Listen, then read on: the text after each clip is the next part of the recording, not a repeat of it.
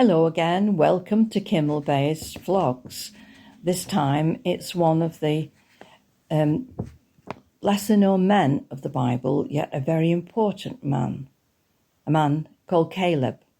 You can read about him in the book of Numbers in chapters 13 and in 14. Who was Caleb? Well, our study tells us that he was a sometime spy and right-hand man to Joshua from way back in the time of the Exodus. Why are we asked to study him in this vlog? Because he was a man of a different spirit, a man who followed God wholeheartedly. The name Caleb means faithful, wholehearted, bold, brave. Caleb was the son of Jephunneh of the tribe of Judah. When the Lord told Moses to send some men to explore the land of Canaan, Caleb was one of those chosen. 12 of them, one from each tribe of the 12 tribes of Israel, and leaders in their own tribe. They were sent into Canaan to explore the land. Moses said, "See what the people are like. Are they strong or weak? The towns, are they walled or fortified? What is the land like? Is it rich and fertile? Do your best to bring back some of the fruit of the land." If you read Ezekiel chapter 20, verse 6, you'll find that the Lord God says, "On that day, I swore to them that I would bring them out of Egypt into a land that I had searched for them, a land flowing with milk and honey, the most beautiful of lands." Did God want them to see for themselves what could be theirs if their faith was strong enough to possess it? And so the 12 went out. After 40 days, they came back, 2 of them carrying a pole bearing a single cluster of grapes, so huge that it took 2 men to carry it. Together with pomegranates and figs, the land was obviously very fertile. They reported all they had seen to Moses and Aaron and the whole Israelite community. And in chapter 13, verses 27, I've added an extra couple of verses to our reading, through to verse 33, we read, "They gave Moses this account. We went into the land to which you sent us. It does flow with milk and honey. Here is its fruit. But the people who live there are powerful, and they're very large. We even saw descendants of Anak there." Then Caleb silenced the people before Moses and said, "We should go up and possess the land, for we can certainly do it." The men who'd gone with him said, "We can't. They're so much bigger than us. We seemed as if we were like grasshoppers, and we looked the same to them, I'm sure." And panic spread. In chapter 14, that night they shouted, they wept, they grumbled. "Oh, if only we died in Egypt," they said, "or even here in the desert. Why has the Lord brought us here to be killed and our wives and children to be captured? We'd be better off in Egypt. Let's choose a leader who'll take us back to Egypt." Moses and Aaron, Joseph and Caleb just fell down in despair at the lack of faith of the people. "Listen," Caleb said, "we should go up.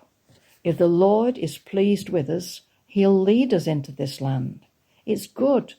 It is flowing with milk and honey."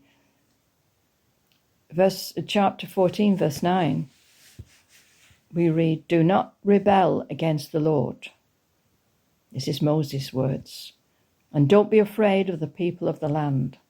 Their protection has gone, but we have the Lord on our side. Don't be afraid of them." They wouldn't listen, even wanted to stone Moses and those with him. God was angry about this, and he was just about to destroy the Israelites there in the desert, when after saying, how long will these people treat me with such contempt? Until Moses said, no, Lord, no, don't. If you do, it will look as if you've failed in trying to get them into Canaan. And so you've killed them because you've failed. Word will get around. Verse 17 and 18. Moses says, now may the Lord's strength be displayed. Just as you have declared, the Lord is slow to anger, abounding in love and forgiving sin and rebellion. Yet he does not leave the guilty unpunished, even to the third and fourth generation. In accordance with your great love, forgive them. And God did as Moses asked. But no one who treated God with contempt would enter the promised land. Only those under the age of 20 years old, and Caleb and Joshua. They had remained faithful in spite of the task ahead of them. Verse 24, but because my servant Caleb has a different spirit and follows me wholeheartedly, I will bring him into the land he went to, and his descendants will inherit it. They were so near to the promised land. If you read the beginning of Deuteronomy in chapter 1, you see the cities that are mentioned. 11 days' march, but they were too afraid to trust in God, and so were turned back into the desert they had just left, to wander for another 40 years, 1 year for each of the 40 days the land was explored. They had rejected God's plan for them, saying, we would rather die here in the desert than take a chance against the giants. And that's what happened to them. They did die in the desert. Later, Joshua would drive out those giants, the Nephilim. They escaped to Philistine cities, Gaza and Gath. Do you remember somebody else who came from Gath? The giant who came to face David, Goliath. 10 spies saw failure. Caleb saw victory, and Joshua too. Caleb didn't see giants, he saw possibilities. Just as David didn't see a big, fearsome man, he saw a big target that he couldn't miss. Caleb was 40 years old when he went to spy out the land, 85 years old when he crossed over to take Canaan. He certainly wasn't thinking about retirement, putting his feet up. God had a plan to give the Israelites a homeland, but he wasn't handing it to them on a plate. They had to fight for it. They had to prove their faith. Just as in the recent past, we at KBC have had to make decisions to consider where God has been leading us, what he wants us to do in future, where he's leading us not just in ministry, but in outreach into the community. And we've been urged to move forward in faith.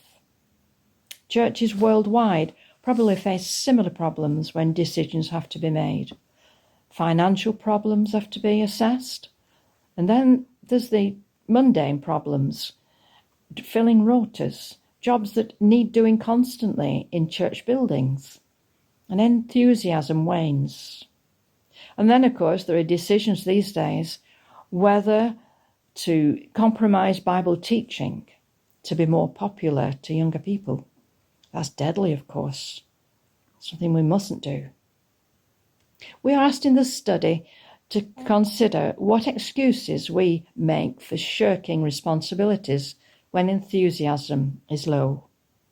We're encouraged to make a decision to trust God as a first resort, not our last. To create within ourselves a different spirit, to be a Caleb, somebody filled with hope, someone who sees possibilities, not constantly seeing the negatives. This isn't just about church life, this is about our everyday life, how we deal with problems. And remember, we shouldn't tell God how big our problems are. We should tell our problems how big our God is. Thank you for joining us. God bless you.